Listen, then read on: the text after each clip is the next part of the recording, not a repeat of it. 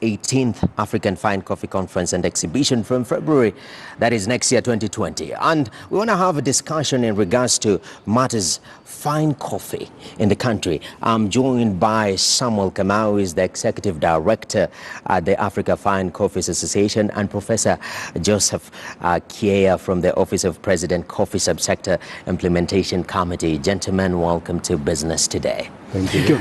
Now, starting us off, Mr. Samuel Kamau, the overall outlook of the coffee sector in the country.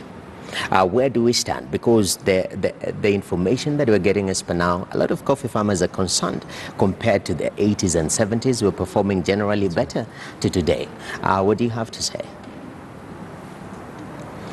Now, for sure that the coffee sector in Kenya is performing quite well compared to the regional sector of other countries like Uganda, Ethiopia, Zambia, and the other producers, Tanzania.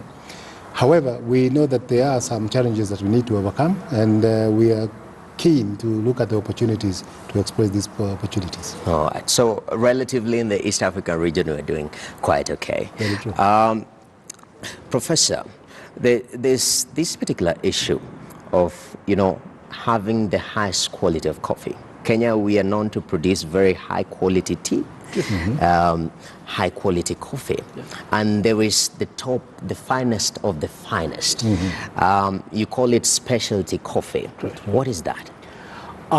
Specialty coffee is the coffee that there's a classification that is conducted by the international bodies that depending on the quality of the coffee, there is a range of ranking that is usually given.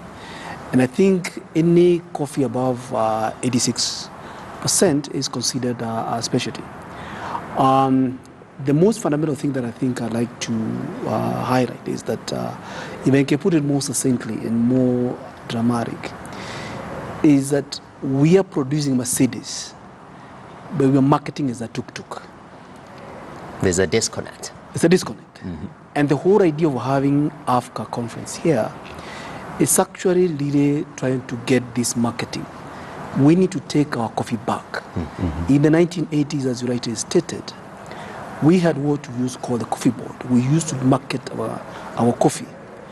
But after liberalization, we get new players came in, and the government, kind of stepped out. And so consequently, we have given our coffee to other players. And so consequently, that aspect of marketing is what is missing. The comparative countries who are, competing with us, that is Colombia, Ethiopia, who tend to have a very strong government involved in their marketing. And so what we are trying to do as a matter of reforms is to try to get this marketing pillar back into place. And I think having the Africa conference here, we just have the ICO, that is International Coffee Organization, in March. Yes. We are having a IACO meeting, this is Inter-Africa Coffee Organization, in November. Okay. And then Africa is coming in February next year. It is that government effort to try to tell the rest of the world that Kenya is back. And our coffee is, our brand coffees need to be definitely. So what you're saying is that Kenya will produce high quality coffee that can fit that specialty category. Yes. But the issue is we cannot market that properly. Yes. It's not out there because we're not reaching out there. Now coming back to you, the issue of specialty coffee, I'm told is a process that it has to be achieved from the farmer, the whole coffee value chain. And oftentimes people say, how can we achieve this? As much as Kenya are producing that, I'm pretty sure a farmer is watching and saying, I want to produce specialty coffee. How is this achieved in this value chain? First of all, the first benefit Kenya has is the light climatic condition, good rainfall system, currently high altitude, which actually gives us a very good coffee bean to begin with. But also Kenya is very lucky that the cooperative movement has actually standardized the processing of coffee, and most of the quality is kept at the processing sector. And over the years, we've seen that we've gotten a lot of benefit up to this point. What we need now to bring on board is the transfer of the shilling value or the dollar value to the farmer. And we believe strongly that the interaction with the buyers will actually answer that need quite effectively. And that's why we are very happy to be holding the conference here, so that our farmers and our cooperative can engage the buyers directly. Directly, indeed. Professor, was it back in 2019 we have, actually the 2019, that is crop regulation. The county governments assume most of the roles previously undertaken by the Agriculture Food Authority. And we saw, was it in 2016 we had, specialty farmers from the US, their body coming here, and there was that, requisition to have them directly purchase the coffee from the farmers. And the farmers later on complained and said that there hasn't been follow-up on this particular issue. We had nice people coming here, but we haven't, heard from them. What happened?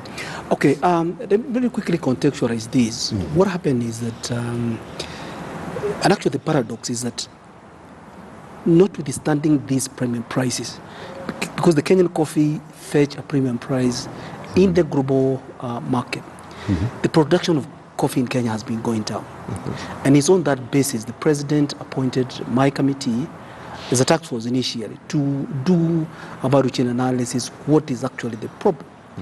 And actually we did that, and then from there then we did submit the report, and that's how the committee that I'm chairing, which is the Coffee Subsector Implementation Committee, that was reformed. What we found in our analysis, there are two ways on how coffee is sold in this country.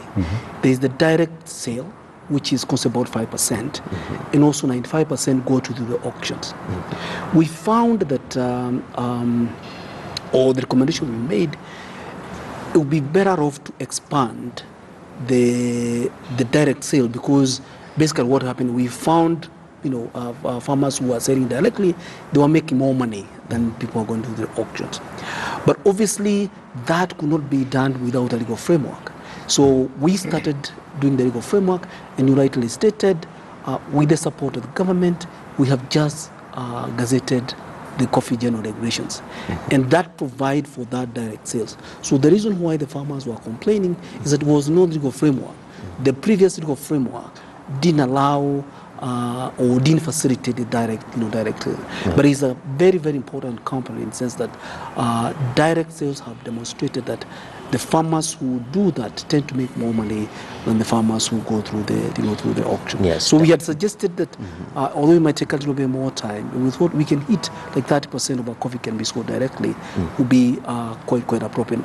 The other important point is that when you go through the auction, you lose, once you commoditize that, you lose that speciality. Because the speciality coffee is about relationship. The person who is buying that coffee, they need to know where that coffee came from.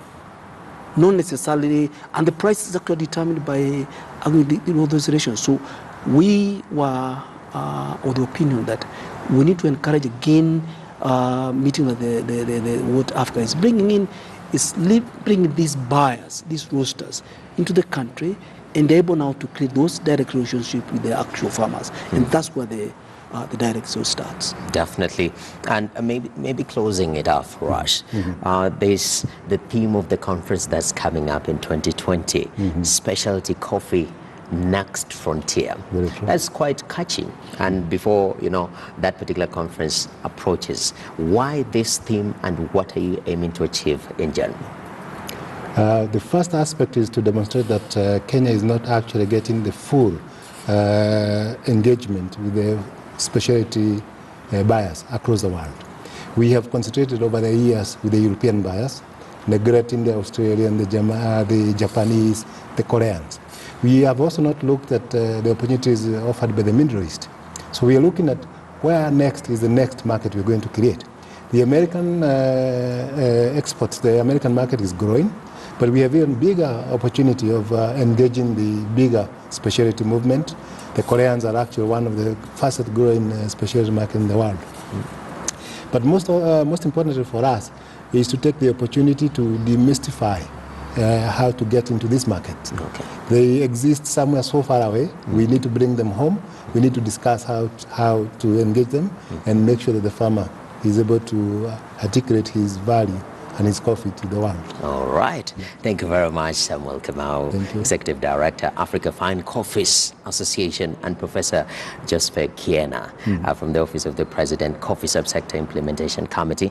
Thank you for speaking to business today, and hopefully we'll meet that particular conference, Africa Fine Coffees Association Conference, that is will be going down later on, of course, next year, early next year. You don't want to miss. And at this particular moment, business today takes a short break. We shall be having BBC's Money Daily after the break, and we'll return. Don't go far.